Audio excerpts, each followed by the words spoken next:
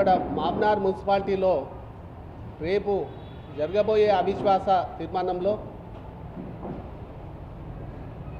MIM, BJP, Congress కలిసి TRS party మీద అవిశ్వాస తీర్మానం పెట్టడం జరిగింది. ఇది ఎంతవరకు సమంజసము?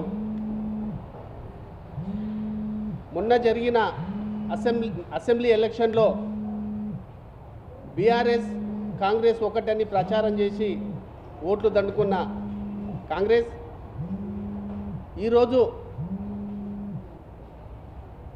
మిత్రపక్షంగా మారింది. ఇది ఎంతవరకు సమంజసము? ప్రజలు గమనించాలి.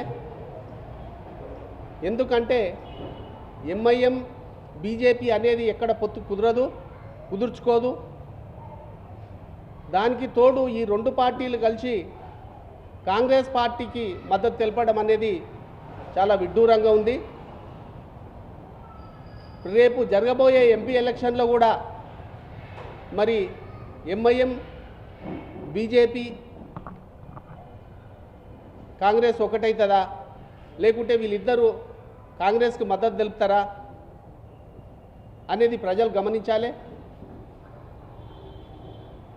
మా దగ్గర ఉన్న టీఆర్ఎస్ కౌన్సిలర్స్ అందరినీ డబ్బులకు ప్రలోభేపం చేసి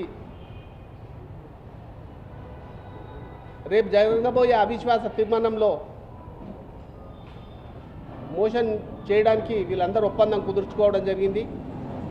ఒప్పందం కుదుర్చుకొని క్యాంపు రాజకీయాలు చేయడం జరిగింది. దీని సందర్భంగానే ప్రజలు కూడా గమనిస్తున్నారు. ఎక్కడ మన రాష్ట్రంలో కానీ ఎక్కడ కానీ బీజేపీ, ఎంఐఎం అనేది ఎక్కడ పొత్తు కుదరదు. ఆ పొత్తు ఎక్కడ కుదరంది ఇక్కడ ఈ గల్లీలో మామ్నార్లో మున్సిపాలిటీ పరిధి లోపల పొత్తు కుదుర్చుకోవడం అనేది చాలా విచిత్రంగా కనిపిస్తుంది. కాబట్టి ఈ సందర్భంగా మీడియా తరఫున మీరందరూ కూడా ప్రజల దృష్టికి తీసుకుపోవాలని, ఈ పొత్తు రాజకీయాలు అనేది ఇక ముందు కూడా మరి రేపు డీకేఆర్ మేడం గారు కూడా టికెట్ తీసుకొని నిలబడతాంటని ఇక్కడ చెప్పడం జరిగింది.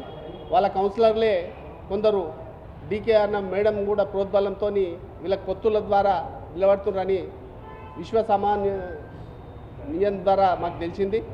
వాళ్ళ కౌన్సిలరే చెప్పారు. అయితే మరి రేపు నిలబడితే కూడా ఎంఐఎం కూడా సపోర్ట్ ఉంటుందా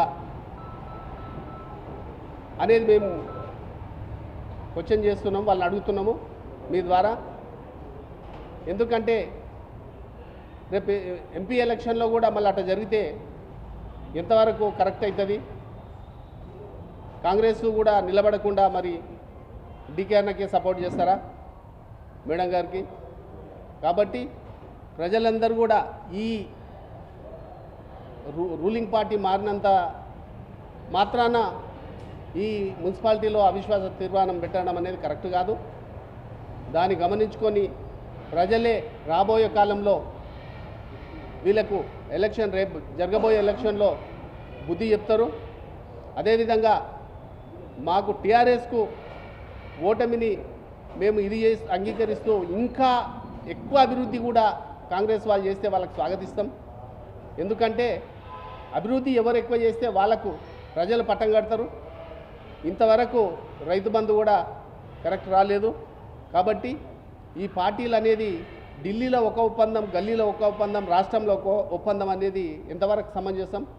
కాబట్టి ప్రజలు ఈ మున్సిపల్ ఎలక్షన్లో వీళ్ళ ఒప్పందాలని, రేపు జరగబోయే ఎంపీ ఎలక్షన్లో ఒప్పందాలని ఏ విధంగా చూస్తారో ఈ మీ మీడియా ద్వారా ప్రజలకు దృష్టికి తీసుకుపోయి రేపు రాబోయే ఎలక్షన్లను కూడా రిజల్ట్ ఉంటుంది ఈ ఎఫెక్ట్ అనేది.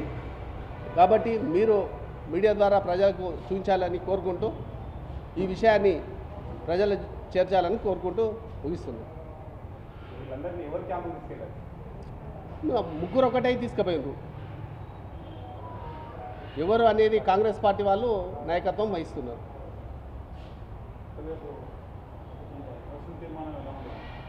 ఎలా ఉంటుంది? మా టీఆర్ఎస్ పార్టీ వాళ్ళందరూ పైసల ఆశ చూపి ప్రలోభాలకు దించి కాంగ్రెస్ వాళ్ళు క్యాంపు రాజకీయాలు చేసి ఎంఐఎం బీజేపీ వీళ్ళందరినీ కలిపి తీసుకుపోయింది.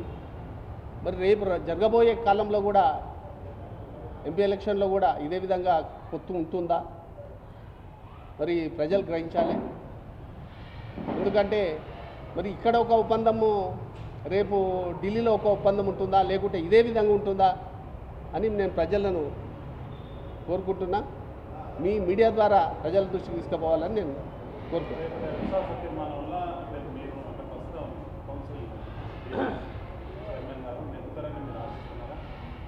ఇక అది అధిష్టానం ఏం చెప్తే అది అవుతుంది. నేను నువ్వు అనేది లేదు.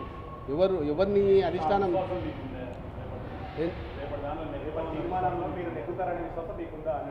ఉంది మేము నెగ్గుతామనే ఉంది. కాకపోతే వాళ్ళు మా కౌన్సిలర్స్ కొందరిని ప్రలోభ పెట్టినందుకు కొంత అయోమయంలో ఉన్నారు. అది రేపు తెలుస్తుంది.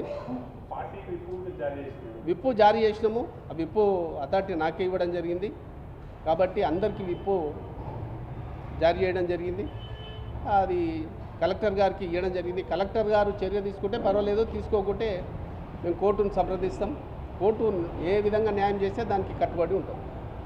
రేపు కౌన్సిలర్లు అందరూ పాల్గొంటారా లేకపోతే క్యాంపులో ఉన్నవారు మరికొందరు గోవాలో ఉన్నట్టు సమాచారం? మేము పాల్గొంటాం. ఎందుకు పాల్గొన్నాం? పాల్గొనేకుండా బీ పార్టీ వాళ్ళే అక్కడ పెట్టారని చెప్పి ఆరోపడుతున్నారు. ఇంకా అది ఏం జరుగుతుంది రేపు అనేది కానీ మా వాళ్ళ మీద మాకైతే నమ్మకం ఉంది. కొందరు పోయిందైతే వాస్తవమే. వాళ్ళకి పోయిన వాళ్ళకి విప్పు జారీ చేయడం జరిగింది. దానికి తగిన వాళ్ళకు అనర్హత వేటు కూడా వేయడం జరుగుతుంది. మున్సిపల్ చైర్మన్ కేసీ నరసింహ గారి మీద రేపు 27వ తారీఖున అవిశ్వాస తీర్మానం జరపాలని చెప్పేసి కొంతమంది టీఆర్ఎస్ కౌన్సిలర్లు అదేవిధంగా పలు పార్టీల కౌన్సిలర్లందరూ కోరడం జరిగింది. ఈ సందర్భంగా ఒక మంచి వ్యక్తిని ఒక మహబూబ్నగర్ మున్సిపల్ చైర్మన్గా మా గౌరవ మంత్రి గారు మాజీ మంత్రి గారు శ్రీనివాస్ గౌడ్ గారు వారు నియమించినటువంటి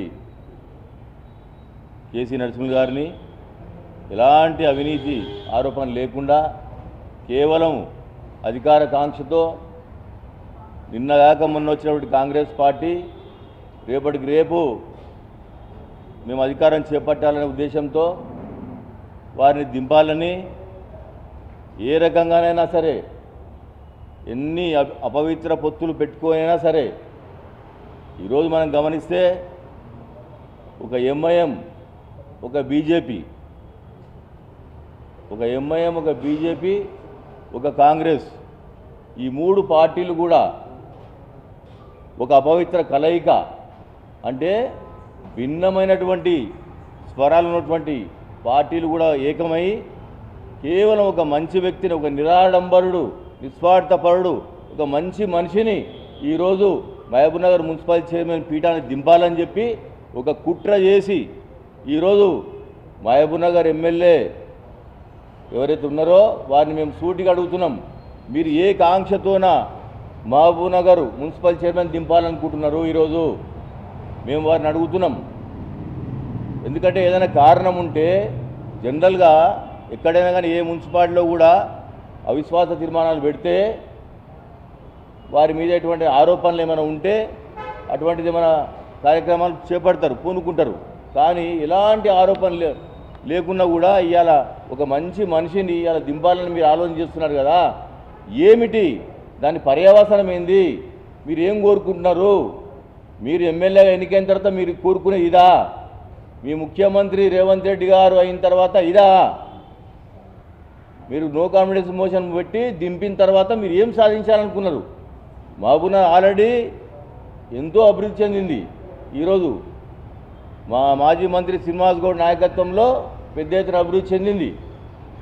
దానికి ఉన్నటువంటి ఫండ్స్ను మీరు ఖాళీ వచ్చిన తర్వాత పనులు చేసి సరిపోయేదానికి ఇప్పటికి ఉన్న ఫలంగా ఇప్పుడు దింపితే మీరు దాని నుంచి వచ్చేటువంటి ఫలితం మీద మాకు అర్థమవుతలేదు.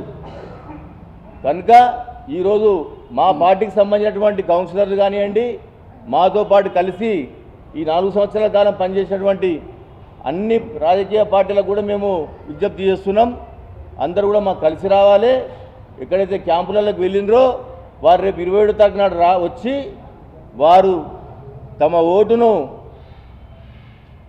సద్వినియోగం చేసుకొని ఏదైతే విప్పు జారీ చేసిందో ఆల్రెడీ వాళ్లకు కనుక వాళ్ళు రేపు అవిశ్వాసానికి వ్యతిరేకంగా ఓటు వేయాలని చెప్పేసి మా కౌన్సిలర్ అందరికీ కూడా విజ్ఞప్తి చేస్తున్నా.